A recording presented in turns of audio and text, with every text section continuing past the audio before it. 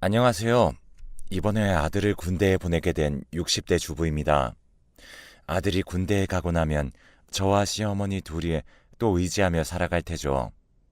다른 고부관계와는 다르게 저흰 정말 모녀 같은 사이인데 여러 가지 일을 겪으면서 서로가 서로에게 힘이 되고 의지가 되었거든요.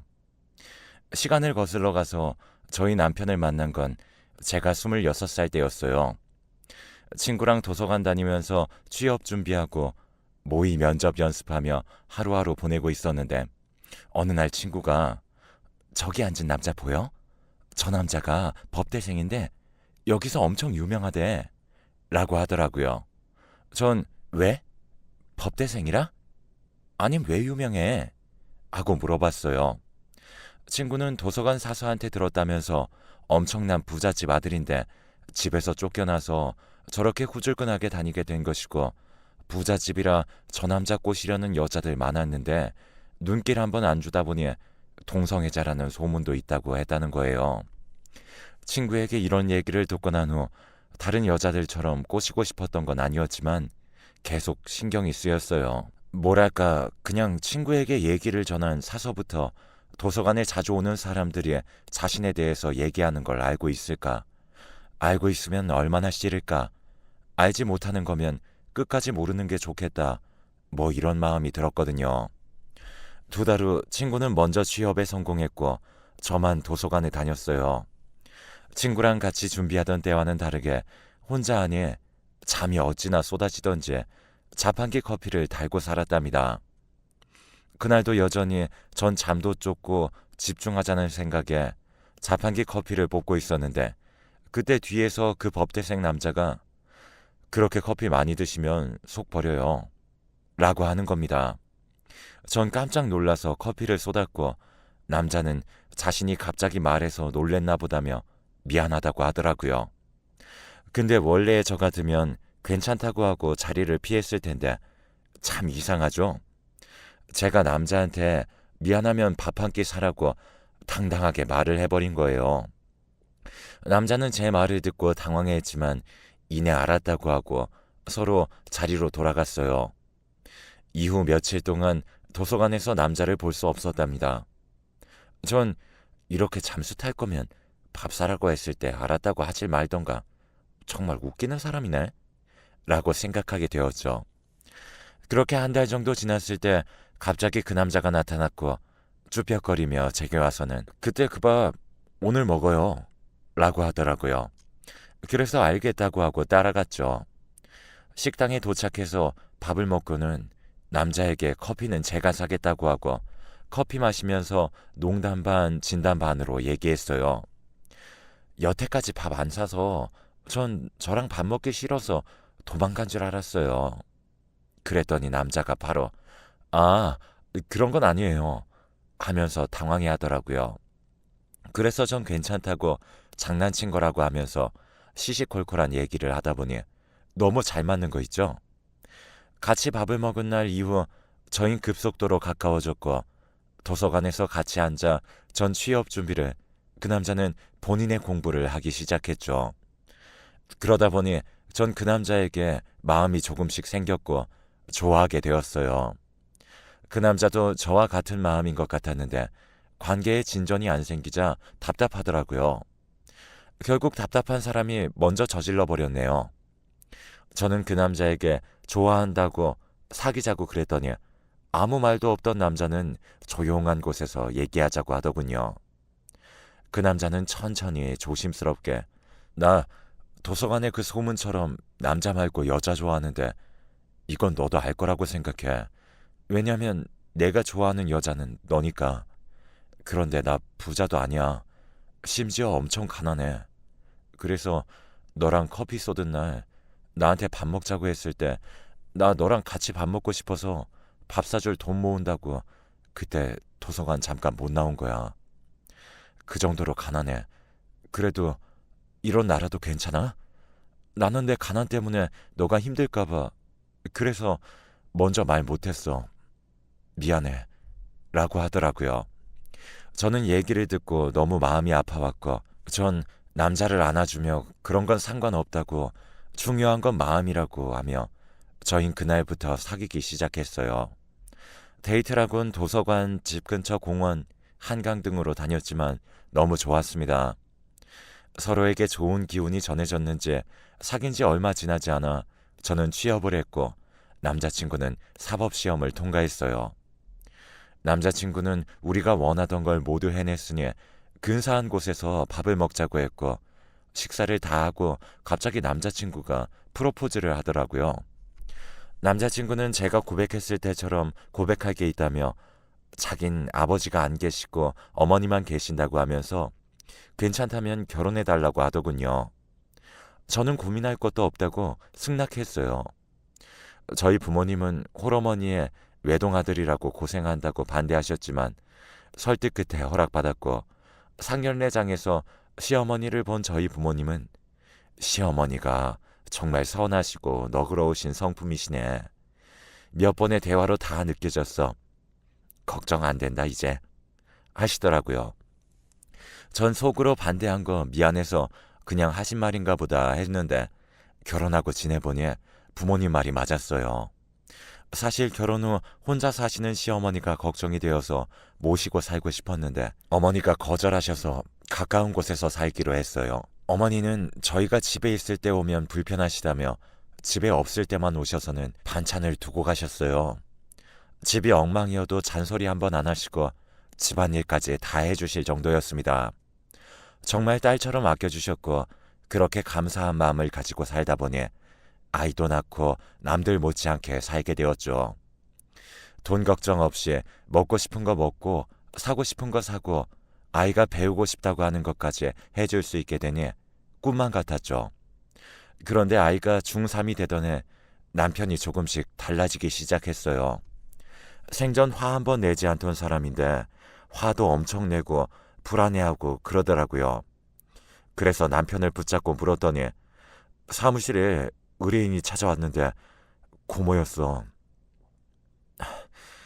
시간이 많이 흘러서 나는 몰라봤는데 고모는 날 알아보더라. 그리고는 깔깔 웃으면서 나갔어. 나 미칠 것 같아. 라고 하더군요. 우연히 찾아온 고모 때문에 그렇게 불안해한 것도 이해가 안 갔지만 고모가 크게 웃으며 나간 것도 이해가 안 갔어요. 하지만 너무 불안해하는 남편의 모습에 과거에 고모랑 무슨 일이 있었는지 물어볼 수도 없었고 나중에 말하고 싶을 때 해달라고 한 뒤 혼자만의 시간을 갖게 해주었어요. 그 이후 전 자꾸 남편의 말이 생각나서 시어머니께 말했고 시어머니도 어쩌니 만 반복하시더라고요. 전 뭔가 이상해서 무슨 일이냐고 물었습니다. 시어머니께서 애비가 어렸을 때 지 아빠한테 참 많이 맞았어. 술만 먹으면 나뿐만 아니라 애비까지 참 나쁜 사람이었지.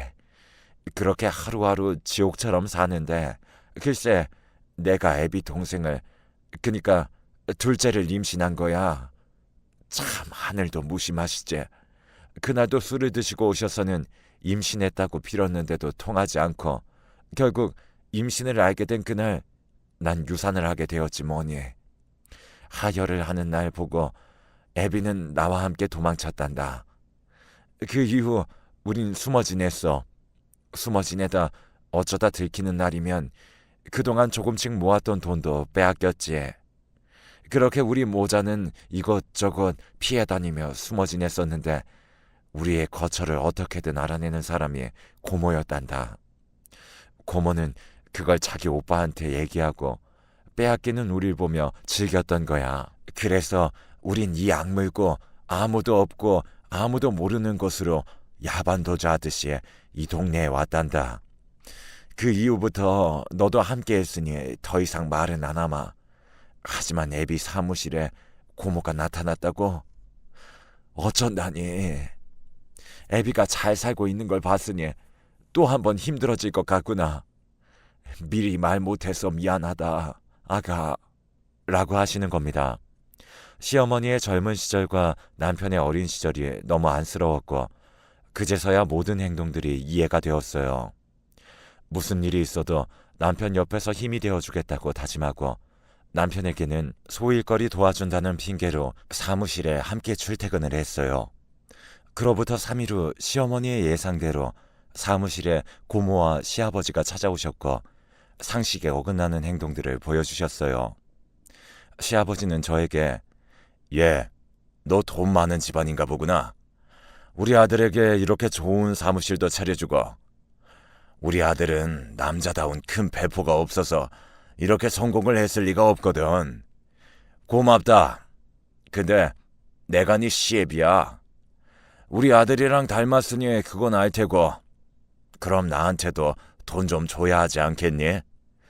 나 아니었음 네 남편은 세상에 없잖니. 감사한 마음을 담아 성의 표시를 한번 해보거라." 하시는데 당황스러웠어요. 처음 본 며느리고 몇 년 만에 본 아들인데 다짜고짜 돈을 달라뇨. 저는 어찌할 줄 몰라 남편을 쳐다봤는데 남편은 길 잃어버린 아기처럼 덜덜 떨고 있었죠. 그 모습을 본 전 정신을 차리고 돈 없고 저희 안 먹고 안 사고 하면서 지금껏 살고 있으니 돌아가라고 했습니다. 그랬더니 갑자기 사무실을 난장판으로 만드셨고 그 모습을 본 남편은 손을 벌벌 떨며 지갑에 있던 돈을 다 드렸고 제발 가시라고 하였죠. 그러니 그제서야 "진작 줄 것이지" 하셨고 다음엔 좀 더 깊이 있는 성의를 보여라며 소리치시고 가시더군요. 이후 일주일에 두세 번은 꼬박꼬박 찾아오셨고 난장판이 되고 치우고 반복되었습니다. 그렇게 6개월을 버텼지만 더 이상은 너무 힘들어 사무실 정리를 했습니다. 명함에 있던 핸드폰 번호로 매일매일 폭탄처럼 전화가 울려댔고 급기야는 흥신소에 의뢰를 하셨는지 집까지 찾아오셨더군요. 집에 찾아오셔도 행패를 부리셨고 그 기간은 점점 더 길어지기 시작했답니다. 그러면서 모아둔 돈도 없어지면서 어려워지기 시작했어요. 남편은 다시는 그때로 돌아갈 수 없다면서 닥치는 대로 일을 했고 시어머니도 집을 정리하시고 저희와 함께 지내시며 집안일을 도맡아 주셔서 저도 남편과 함께 간간히 일을 하며 가정을 꾸려나갔어요. 그렇게 하루하루를 불안에 떨며 지내고 있었어요. 평소 오셔서 돈만 뜯어가셨던 시아버지는 그날따라 술을 드시고 오셔서 놀란 시어머니와 남편은 문을 열지 않으려고 했지만 온갖 소란과 주민 민원이 들어와 어쩔 수 없이 열어드렸죠. 하지만 그 전에 시어머니와 남편은 저에게 아들과 방에 들어가서 절대 나오지 말라고 하더군요. 술에 취하신 시아버지는 "내가 지금 여기서 누려야 하는데 너네가 날 버려서 아직도 난 이렇게 살고 있는 거 아니야?" 라고 소리를 치셨고 너무 염치 없다고 생각하고 나가려는데 아들이 말리더군요. 그래서 아들이 자신이 남자니까 말리겠다고 해서 같이 나갔어요. 아들은 시아버지께 "무슨 자격으로 지금 찾아오셔서 이렇게 하시는 겁니까? 이렇게 누리면서 사는 거요? 그게 왜 그쪽이 누려야 되는 거예요? 저희 아빠가 홀어머니 모시면서 열심히 노력한 결과입니다. 할아버지라고 부르고 싶지도 않지만 할아버지는 아빠로서 책임감 있게 부양하시고 그런 말씀하시는 건가요? 아니시잖아요. 그렇게 나 몰라라 하고 사셨던 거에 비해 지금까지 드린 돈이면 충분히 효도한 것 같으니 그만 찾아오세요." 라고 하더라고요. 아들이 시아버지께 한 말이 예의는 없었지만 속이 시원하더군요. 그래서 아들에게 다가가는데 그때 시아버지께서 "네 놈도 내 핏줄인데 이게 어디서 배워먹은 말버릇이야? 내 아들은 한마디도 못했는데 천연피가 섞여 그렇구나" 하더군요. 전 대꾸할 말도 안 떠올랐고 단지 소리치며 울기만 했어요. 그 모습을 본 남편은 시아버지를 밀치며 "나는 트라우마로 말 못하는 거예요. 아버지가 날 이렇게 만든 거라고요. 그런데 뭐 이제 와서 제 아들까지 건드려요? 절대 용서 못해요." 하며 경찰에 신고하더군요. 경찰이 출동하고 저와 아들은 병원에 갔고 시어머니와 남편은 경찰서로 갔어요. 정말 행복한 일상의 연속이었는데 어떻게 이렇게까지 된 건지 너무 비참하고 힘들더라고요. 아이는 병원 치료를 받았고 시아버지는 접근 금지 명령이 내려졌어요. 그렇게 해결된 것 같았지만 남편의 핸드폰으로 계속된 돈 요구와 함께 세상에 아버지를 경찰에 신고하는 아들은 없을 거라면서 입에 담기 힘든 말들을 하셨죠. 시어머니와 남편, 저와 아들은 얘기 끝에 다른 동네로 이사를 가기로 했고 식구들 번호 모두 바꾸고 살기로 했답니다. 그리고 남편은 번호를 바꾸기 전 마지막으로 시아버지께 제가 아버지께 마지막으로 드리는 돈입니다. 받으시고 앞으로 저희 가족 찾지 마세요. 이건 경고입니다. 한 번 더 찾아오시면 그때는 고소하겠습니다. 잘 지내십시오. 라고 문자를 보냈다고 얘기하면서 울더군요. 복잡한 마음이겠죠. 그렇게 자신을 괴롭혔던 사람이지만 아버지니까요. 남편이 그러더군요. 다른 아이들처럼 아버지와 목욕탕도 가고 싶었고 아버지에게 첫 술을 배우고 싶었다고요. 그러지 못해서 자신은 아들에게 그런 아버지로 기억되고 싶진 않아 정말 노력했다고요. 하지만 아들에게 내 아버지로 인해 상처 준 것 같아 너무 미안하고 힘들다고 했어요. 전 남편에게 우리 아들도 어느새 다 커서 이해할 수 있는 나이가 되었다며 아들은 지금 당신을 더 걱정하고 있다고 그러니 그런 생각하지 말라고 했어요. 저희는 서로 부둥켜 안은 채로 고생했다고 지금까지 우리 수없이 많은 일들을 겪고 헤쳐왔으니 지금도 할 수 있다고 얘기했어요. 아들의 병원 치료가 다 끝나고 저희는 이사를 했고 그렇게 다른 동네에서 처음부터 다시 시작하기로 했답니다. 저는 동네 빵집에서 시간제 아르바이트를 했고 시어머니는 수험생이 된 아들을 케어해 주시겠다고 했어요. 남편은 나이가 있다 보니 새로운 직장을 구하기 어려워서 시내에 있는 건물에 경비직으로 일을 시작했어요. 전 남편에게 시간이 더 걸려도 좋으니 당신이 해왔던 일을 하라고 권유했지만 남편은 그렇게 시간을 보낼 수 없다고 아들이 곧 대학을 갈 텐데 한 푼이라도 더 벌어야 아들이 힘들지 않게 공부할 수 있다고 하면서 아들이 대학에 가고 오롯이 독립할 수 있을 때 그때 우리만의 시간을 가지자고 하더군요. 말릴 수 없었어요.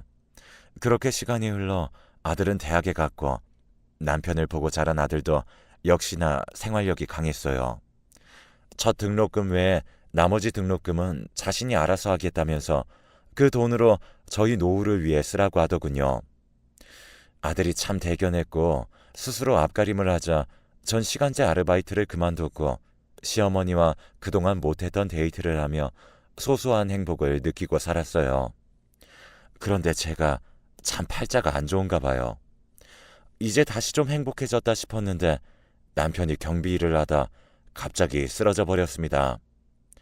쓰러진 남편을 아무도 발견하지 못해 몇 시간 정도 방치되었고 다음 근무 교대자가 발견해 병원으로 이송되었다는 연락을 받았을 때 정말 세상이 무너지는 것 같더라고요. 이번 달까지만 일하고 남들처럼 같이 취미 생활도 하면서 행복하게 누릴 건 누리고 살자고 했는데 왜 하필 지금인지 정말 너무하더라고요. 시어머니와 저 그리고 아들은 부랴부랴 병원으로 갔고 병원에서 마주한 남편의 모습은 저희가 알던 남편이 아니었어요. 온몸에 의료기구가 달려있고 호흡기 하나에 의존하고 있는 모습이 너무 허망해서 아무 말도 못하고 있었는데 시어머니는 그 모습을 보시고 실신까지 하셨죠. 아들이 응급실로 급히 모시고 갔어요. 망연자실에 있는 저에게 의사 선생님께서 말씀하시길 너무 늦게 오신 바람에 뇌 손상이 컸습니다. 지금은 식물인간 상태로 희망이 없을 것 같네요. 마음의 준비를 하시는 게 좋겠습니다. 라더군요. 저는 제정신이 아니었고 대체 어떻게 된 건지 알기 위해 남편이 일하던 건물로 달려갔어요. 다음 근무자가 울먹거리는 절 보자마자 물 한 잔 주시면서 말씀하시더군요. 어떻게 된 건지 궁금하셔서 오신 거 맞죠? 형님하고 전 매일 근무교대하기 전 일찍 와서 같이 도시락을 먹었어요. 하루는 제가 사오고 다음 날은 형님이 사오고 이렇게 돌아가면서 서로의 식사를 준비해서 같이 먹곤 했죠. 오늘은 제가 준비하는 날이라 드시고 싶은 게 있나 해서 전화를 드렸는데 받질 않으시더라고요. 몇 번이나 계속했지만 받질 않으셨고 무슨 일이 있으신가 해서 당장 달려왔는데 쓰러져 계셨어요. 쓰러져 계신 형님을 보고 119에 바로 신고를 했고 119 구조대 분들의 말씀에 따라 심폐소생술을 하고 있는데 그때 구급차가 와서 병원으로 데려가셨어요. 형수님, 형님 괜찮으신 거 맞죠? 전 아무 말도 못하고 펑펑 소리내 울기만 했어요. 평생 한 번을 본인만을 위해 살아온 적이 없던 남편인데 너무 안쓰럽고 어려서는 아버지로부터 도망치기 위해서 청년이었을 적엔 어머니를 부양해야겠다는 생각만 해서 마음이 아팠습니다. 공부해서 겨우 대학에 가니 자신의 학비와 생활비를 벌어야 했고 결혼해서는 가족을 위해 살았어요. 좀 행복해지나 싶었을 땐 아버지가 다시 나타나서 괴롭혔고 다시 행복해지려 하는데 식물인간이라니. 남은 저도 행복하게 살 수 없을 것 같았습니다. 아들과 전 이곳저곳 찾아보며 남편이 깨어날 수 있는 방법을 찾았지만 식물인간이 된 남편을 깨울 방법은 없었죠. 하지만 로또의 확률로 식물인간이었다가 깨어난 사람이 있다는 뉴스를 보고 저희도 조금만 지켜보자 했어요. 그렇게 1년 동안 남편은 산소호흡기에 의지하고 아들과 전 병원비와 생활비를 벌여야 했죠. 그런데 시어머니는 이제 그만 남편을 보내주자고 하더군요. 전 절대 그럴 수 없다고 못 보낸다고 했지만 어머니께선 이제 애비도 편안해져야지. 애미야, 너도 알지 않느냐. 애비 고생 많이 한 거. 지금도 고생스러울 거다. 이제 그만 보내주자 하시더군요. 그 말을 듣고 전 산소호흡기에 의지하고 있긴 하지만 그래도 살아있는 남편을 멍하니 바라보았어요. 아들을 먼저 편안하게 보내주자고 말씀하시기 전까지 피눈물을 흘리시며 고민하셨을 시어머니를 생각하니 할 말이 없더군요. 마음이 아파와서 어머니의 손을 꼭 잡아드리고 그러자고 어머님 뜻대로 하자고 했어요. 남편은 그렇게 하늘나라로 갔고 장례식을 치르는데 시아버지라는 사람이 또 왔더군요. 저는 남편의 장례식이고 아버지라는 사람이니 그동안의 잘못을 빌러 온 거였으면 좋겠다고 생각했지만 오산이었어요. 시아버지는 장례식장에 들어오자마자 난장판을 피우시면서 소리를 지르셨고 부조금까지 손을 대면서 가져가려고 하셨어요. 시아버지는 남편이 찾아오면 고소하겠다고 해서 그동안 못 왔었는데 지금은 아들이 죽은 데다가 고소할 사람도 없으니 앞으로 자주 찾아오겠다면서 자신을 부양하라고 하더군요. 시어머니는 여기 있는 사람 중에 당신을 부양해야 하는 의무를 가진 사람은 없다면서 내쫓으려고 했어요. 시아버지가 부양의 의무를 다하고 싶지 않으면 보험금을 나눠달라고 하더군요. 남편의 보험금. 참나, 그 돈이 어떤 돈인데 고생만 하다 죽은 남편의 보험금 쓰지도 못할 정도로 아까운 돈인데 시어머니와 저는 너무나도 당당하게 요구하는 시아버지의 태도에 할 말을 잃고 우두커니 서 있었어요. 그때 아들이 말했어요. 아버지가 살아계실 때 항상 하시던 말씀이 있어요. 그 말을 들어야 할 날이 오지 않았으면 좋겠다고 생각했는데 결국 그날이 왔네요. 아버지께서 진행하시겠다고 하셨던 고소 제가 하겠습니다. 기대하세요. 시아버지는 그 길로 꽁지 빠지게 도망치듯 나가셨고 아들에게 어떻게 된 건지 물어봤어요. 아들이 그러더군요. 내가 20살이 되던 해 아버지께 술 한잔 사달라고 아버지께 술을 배우고 싶다고 했었거든. 근데 아버지가 그러시더라. 아버지가 술을 안 마셔서 어떻게 가르쳐줘야 하는지 모르지만 너의 처음 음주는 같이 하겠다고. 그래서 내가 아버지는 왜 술을 못 드시냐고 했더니 아버지도 술 마실 줄 알고 좋아한다더라고. 근데 마시면 자신도 똑같이 할아버지처럼 가족들한테 행패 부릴까봐 무서워서 안 마시는 거라고 하시더라고요. 그러면서 아버지랑 이런저런 얘기 나눴는데 아버지가 혹여라도 아버지가 세상에 없을 때 할아버지가 다시 나타나게 된다면 그때는 내가 우리 가족을 지켜야 한다고 그러셨어. 그러면서 지금까지 할아버지가 아버지한테 하셨던 폭언, 폭행, 협박 등등 증거들도 다 모아뒀다고 그걸 이용하라고 하면서 아버지랑 학교 다닐 때부터 친하게 지내셨다는 변호사 아저씨의 명함을 주셨어. 아들의 얘기를 듣고 저와 어머니는 또 눈물바다였어요. 남들은 이렇게 힘들면 본인이 죽으면 끝이다 한다는데 남편은 결국 남은 우리를 또 걱정했구나. 그렇게 남편을 보내고 아들은 시아버지를 상대로 고소를 진행하며 처벌을 원한다는 의사표현과 함께 더 이상 저희에게 나타나지 못하도록 조치하기 위해 남편이 명함 주었던 대학 동기 변호사를 대동하여 법적인 절차를 밟고 왔네요. 그렇게 모든 걸 해결하고 나니 아들이 군대에 간다네요. 시어머니와 저 때문에 다른 아이들보다는 늦은 나이에 가는 군대지만 남편을 닮아 끝까지 잘 해낼 거라고 믿고 있어요. 아들이 군대 가기 전 남편에게 다녀오자 해서 얼마 전 남편의 3주년 기일에 맞춰 보고 왔습니다. 남편에게 이제 울지 않겠다고, 그러니 당신도 그곳에서 힘들지 않길 바라고 누구를 책임져야 한다는 책임감도 벗고 행복했으면 좋겠다고 말했어요. 그리고 우리 아들이 군 생활을 시작하는데 절 지켜보라고 했죠. 아, 시어머니와 전 당신이 보고 싶으니까 꿈에도 좀 나와달라고 했네요. 지금까지 우리처럼 불행한 사람들도 없는 것 같다고 생각하며 살았지만 아들이 군대에 가 있는 동안 저희 가족이 씩씩하게 지내고 소소한 행복을 찾으며 살아가려고 해요. 그래야 아들이 다시 사회로 나왔을 때 긍정적인 에너지를 받아 저와 남편과는 다른 삶을 살 수 있을 것 같아서요. 안 그래도 요즘 날씨가 많이 추운데 제 무거운 이야기를 듣고 마음까지 추워지신 건 아닌가 걱정이 듭니다. 제 이야기를 들어주신 모든 분들의 마음에 행복한 봄바람이 불어오길 기도하겠습니다. 그리고 저의 아들과 함께 군 생활을 시작할 아들들에게도 힘내라는 말도 하고 싶네요. 아무쪼록 긴 이야기 들어주셔서 감사드리고 추운 겨울에 모두 건강하시길 바랍니다.